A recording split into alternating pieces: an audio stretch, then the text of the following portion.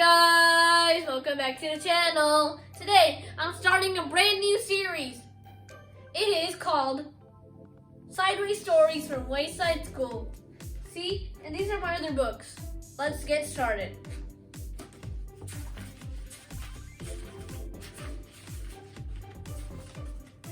Chapter 1. Miss Gorf. Miss Gorf had a long tongue and pointed ears. She was the meanest teacher in Wayside School. She taught the class on the 30th story. If you children are bad, she warned, or if you answer a problem wrong, I'll wiggle my ears, stick out my tongue, and turn you into apples. Miss Gorf didn't like children, but she loved apples. Joe couldn't add. He couldn't even count, but he knew that if he answered a problem wrong, he would be turned into an apple. So he copied from John. He didn't like to cheat, but Miss Gorf had never taught him how to add. One day, Miss Gorf caught Joe copying John's paper. She wiggled her ears. First her right one, then her left, stuck out her tongue, and turned Joe into an apple. Then she turned John into an apple for letting Joe cheat. Hey, this isn't fair, said Todd. John was only trying to help a friend. Miss Gorf wiggled her ears. First her right one, then her left, stuck out her tongue, and turned Todd into an apple. Does anybody else have an opinion, she asked. Nobody said a word. Miss Gorf laughed and placed the 3 apples on her desk. Stephen started to cry. He couldn't help it. He was scared.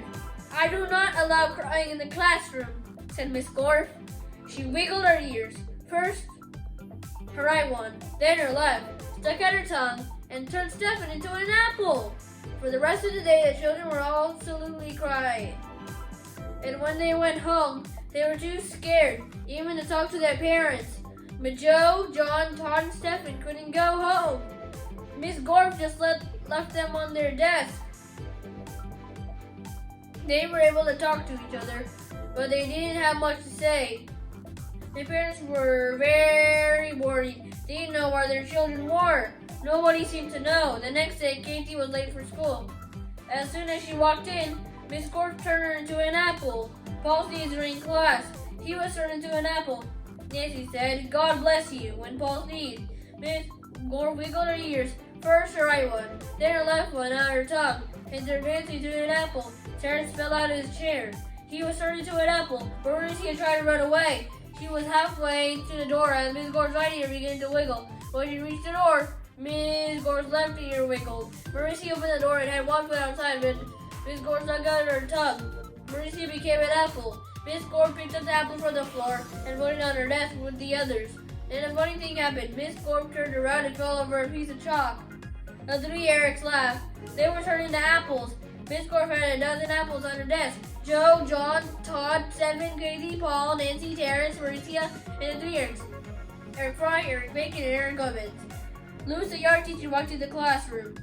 He had missed the children at recess. He knew that Miss Gorf was a mean teacher, so he came up to investigate. He saw the 12 apples on Miss Gorf's desk. I must be wrong, he thought. She must be a good teacher. If so, many children bring her apples. He walked back down to the playground. The next day, a dozen more children were turned into apples. Louis, the art teacher, came back into the room. He saw 24 apples on Miss Gorf's desk. There were only few children left in the class. She must be the best teacher in the world, he thought. By the end of the week, all the children were apples. Miss Gorf was very happy. Now I can go home, she said. I don't have to teach anymore. I won't have to walk up 30 flights of stairs ever again. You're not going anywhere, shouted Todd. He jumped on the desk and bopped Miss Gorf on the nose. The rest of the apples followed Miss Gorf. The rest of the apples followed. Miss Gorf fell on the floor. The apples jumped all over her. Stop, she shouted, or I'll turn you into applesauce. But the apples didn't stop, and Miss Gorf couldn't do nothing about it. Turn us back into children, Todd demanded. Miss Gorf had no choice. She stuck out her tongue, wiggled her ears, this time her left one. First, then her right, and turned the apples back into children. All right, said Mauricia. Let's go get Louis. He'll know what to do. No, screamed Miss Gorf. I'll turn you back into apples. She wiggled her ears. First her right one, then her left one, and stuck out her tongue. But Jenny held up a mirror, and Miss Gorf turned herself into an apple. The children didn't know what to do. They didn't have a teacher. Even though Miss Gorf was mean, they didn't think it was right to leave her as an apple, but none they knew how to wiggle their ears. Louis, the yard teacher, walked in. "Where's Miss Gorf?" he asked. Nobody said a word. "Boy, am I hungry," said Louis. "I don't think Miss Gorf would mind if I ate this apple. After all, she always has so many." He picked up the apple, which was really Miss Gorf, shined it up on his shirt, and ate it. Thank you! Like and subscribe! Bye!